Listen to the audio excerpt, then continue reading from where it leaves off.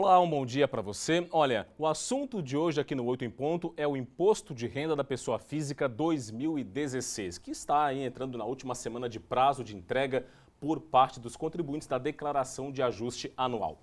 Para falar mais sobre esse assunto, o 8 em Ponto de hoje recebe o auditor da Receita Federal desde 1992, ele que é formado em Ciências Contábeis e Direito, pós-graduado e também mestre em Direito, e desde janeiro de 2016 é o chefe da Receita aqui em Santa Catarina.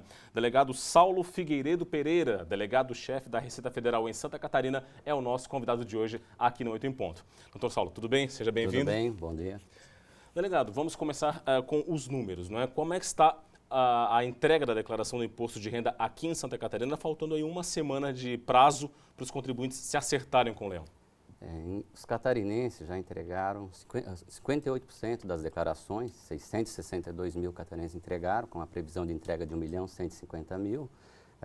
Inclusive, a gente observa que isso acelerou, porque nos outros anos, se comparado com o nível Brasil, 52% entregaram, dos 28 milhões e 500 mil esperados, 14 milhões e 500 mil entregaram a declaração. Então, dá para ver que já mudou um pouco o perfil, não sei qual no estado, mas o pessoal já está cumprindo, né?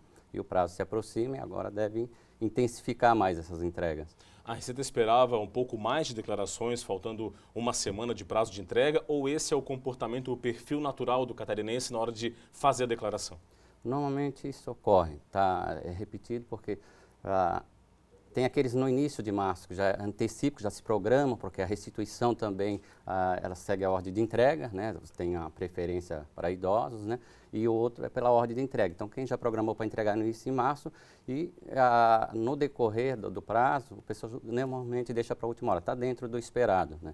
Aliás, a gente observou que está um pouquinho acima, então de 2% os catarinenses já anteciparam em relação à média dos anos anteriores. Isso é um sinal positivo que o pessoal está se adaptando, está tendo facilidade para entregar a sua declaração. Na mais consciente. Agora, faltando uma semana de prazo, a tendência é que haja um afunilamento e uma concentração maior de declarações entregues. Isso pressiona o sistema da Receita Federal. Pode haver algum tipo de congestionamento? O que se faz nessa hora para evitar que esse congestionamento na transmissão de dados aconteça? As estruturas de recebimento da declaração da Receita estão preparadas, os canais são ampliados, mas isso pode concorrer porque a transmissão se dá pela internet. Então, a gente recomenda o contribuinte não deixe para a última hora, porque pode encontrar algum percalço na sua rede, na forma de transmissão, e acabar não conseguindo, às vezes, cumprir no prazo. Bom, doutor, o principal problema ainda é a falta, a inconsistência nos documentos, o contribuinte que não se preparou, não guardou os recibos, as notas, enfim, os comprovantes, e aí nessa hora falta essa documentação, fica difícil de preencher a declaração, esse é o principal problema? A maioria dos contribuintes consegue cumprir com tranquilidade, mas aquele, por exemplo, um profissional liberal que não tem os seus dados organizados, que tem que reunir, ele pode encontrar atropelos de última hora. Por exemplo, as deduções também de despesas médicas, de instrução, ele tem que dispor desses dados, do gasto efetivo, para que no momento do preenchimento não tenha nenhuma dificuldade, né?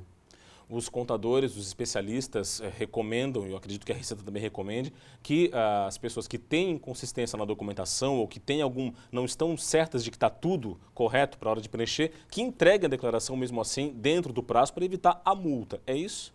Isso. A declaração, assim, o primeiro cuidado na hora de preencher, observar a CNPJ de fonte pagadora, CPF, para não incidir numa malha ou ter sua declaração retida por um simples erro de preenchimento, né? Mas a recomendação é essa mesmo, que ele agilize e entregue quanto antes. A declaração, ela tem até o dia 29, mas mesmo aquele que deixar de apresentar vai entregar fora do prazo, mas se ele tem os dados incompletos, a recomendação é que ele apresente e depois ele pode realizar a retificação, complementar esse dado, ou se identificar algum erro posteriormente, também é permitido fazer a retificação, antes de iniciar, por exemplo, algum procedimento fiscal, né? Bom, e isso evita inclusive que ele receba multa. Que multa pode ser dada para o contribuinte que furar o prazo e não entregar até o dia 29 de abril? A multa, ela é calculada com base na apuração do imposto devida, de 1% por mês de atraso ou fração, né? E pode chegar até 20% do imposto devida. E tem um valor mínimo de R$ 165,74.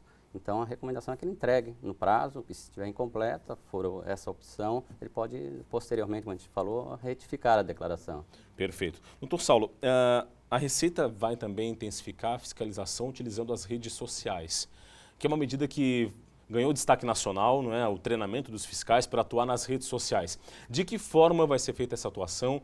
com relação às fotografias que as pessoas divulgam nas redes sociais, ostentando um patrimônio que muitas vezes é incompatível com a renda dele. Como é que vai ser feito esse trabalho? A Receita, assim, ela tem um planejamento de seleção, um cruzamento de dados já tradicional com a série de informações internas e fontes externas. O que foi utilizado também, claro, a Receita não descarta esses dados externos, né? Foi divulgado, por exemplo, em São Paulo, algumas operações, até vinculadas à Lava Jato, que também se foi buscar como uma fonte secundária, né, redes sociais, porque lá também tu tem indícios de patrimônio, gasto, o fluxo do gasto, né, dos investimentos, do patrimônio do contribuinte. Também foram treinados auditores, analistas para essa investigação e aqui também não se descarta, também se utiliza também muitas dessas fontes, né. A fiscalização, ela sim, a Receita atua no controle massivo, cruzamento de dados, e em outro aspecto são selecionados para auditorias também, né, que é onde é aprofundada a investigação. Não se trata de invadir o perfil do usuário, que é um perfil, uma rede social que é um perfil privado dele, mas observar certos comportamentos, é isso? Isso, são indícios, né, que ajudam na rastreação. Por exemplo, as redes sociais vai acessar dados públicos, né, não tem o sigilo da comunicação, mas são dados externos que estão disponíveis a qualquer um para consultar. A Receita, outro aspecto, usa dados internos, mas mediante a legislação, como informações de movimentação financeira, que são movimentação de fontes pagadoras, de escrituração, mas são indícios já que se usa tradicionalmente, e isso é um apoio, é uma informação subsidiária, né? Mas a Receita não descarta qualquer fonte de informação. Bom, o senhor tem 25 anos de atuação na Receita Federal, é auditor da Receita, agora é o delegado, né? Mudou muito realmente, foi uma revolução essa introdução das tecnologias na maneira de o contribuinte se acertar com a Receita. Qual é a sua previsão de expectativas para esse ano de 2016 à frente da Receita Federal como delegado da Receita aqui em Santa Catarina? A primeira pergunta, assim, nesses 25 anos a gente observou uma evolução, né? Nós partimos de uma era onde a escrituração era em papel, documental, os livros, as informações, uma declaração do imposto de renda que a gente está abordando era preenchimento manual, dependia de transcrição. E a gente vê a evolução, a Receita foi até pioneira, ousada em instituir a declaração por computador. Isso facilita. E hoje a gente já está na era também da escrituração digital, né? Frente à Receita, a Receita assim, ela já tem programas, planos institucional que todas as unidades da Receita seguem, né? O que a gente vai só é intensificar. A gente já tem uma atuação eficiente das administrações anteriores. Então, o primeiro passo é fortalecer, manter. O grande desafio para quem teve uma boa administração anterior é manter no mínimo esses números.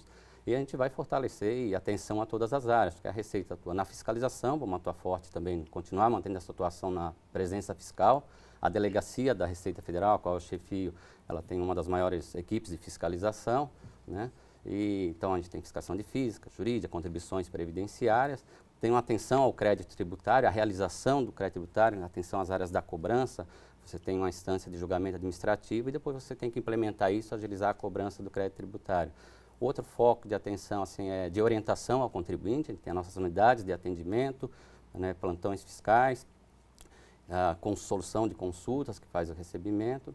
Outra área de atuação técnica da Receita também são os pleitos dos contribuintes, que eles pleitam restituições, benefícios fiscais, isenções. Então, lá é realizado, a gente tem que fortalecer, usando mecanismos cada vez mais de informática, de TI para agilizar e também a nossa força direcionando, fazendo as análises de risco, tudo isso para agilizar as análises, né?